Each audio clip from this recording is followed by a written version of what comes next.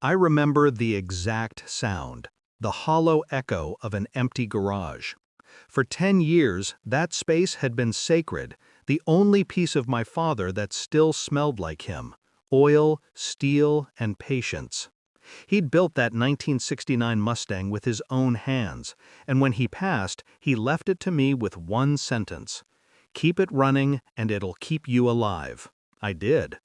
Every spare hour, every saved penny went into restoring it.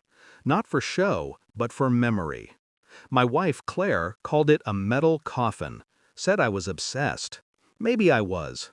But obsession, I've learned, is only unhealthy when it doesn't lead to results. That morning, I went into the garage with a cup of coffee and a checklist. The air felt wrong, too still, too hollow. I froze. The car was gone. No drag marks, no broken locks, just absence. When I ran back inside, she was on the couch, scrolling her phone, a faint smile on her lips. "Claire," I said slowly, "where's the car?" She didn't even look up. "Oh, I sold it." For a moment, I thought she was joking. "You what?" She sighed, as if I'd asked about a light bill. "I wanted to surprise you. I booked us a trip to Paris. I needed the money." "Don't look at me like that. It was just a car." Just a car.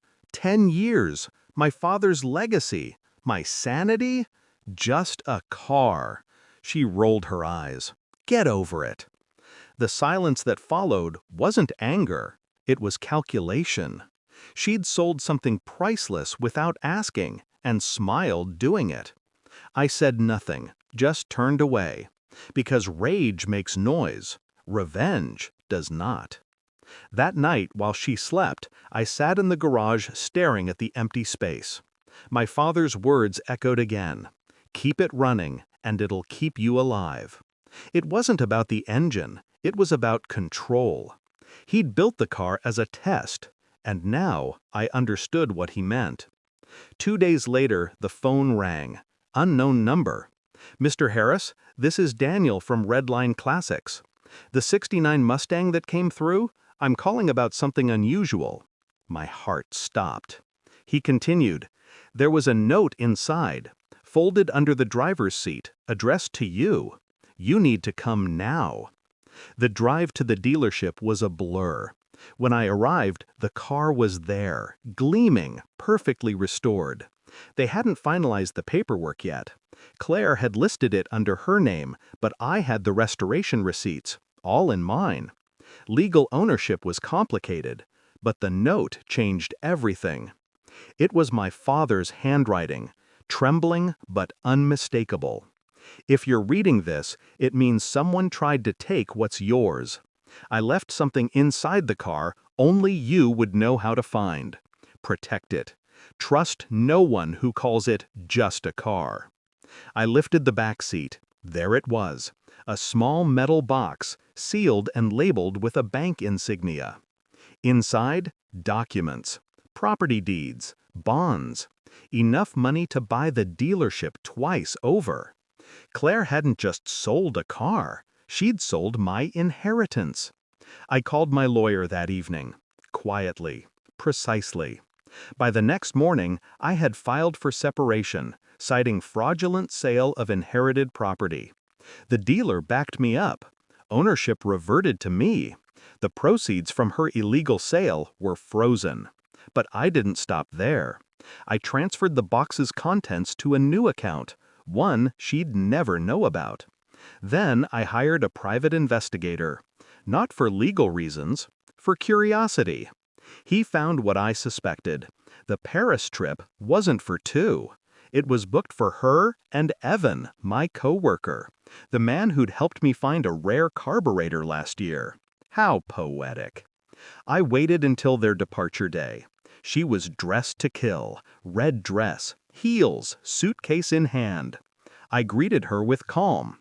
"You're really going through with it?" I asked. She blanked. "Through with what?" "The trip." She smiled. "Of course. I deserve this." I nodded. She didn't notice the envelope on the table until she reached for her passport. It was from Redline Classics. She opened it and froze. Legal documents.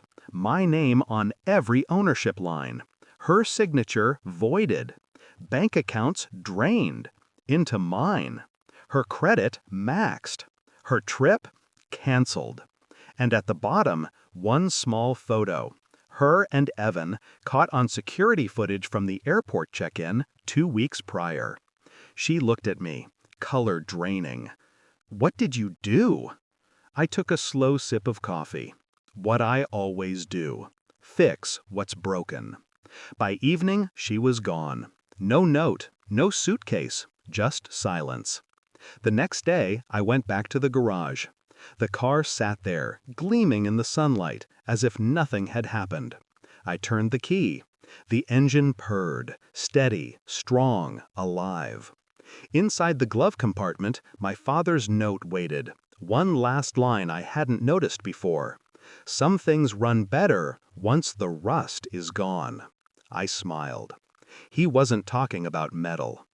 It's been 6 months. The garage isn't empty anymore. I've restored 3 more cars since then. Sold 2, kept 1. I don't think about Claire much. Last I heard, she's waiting tables in Paris. The irony didn't escape me.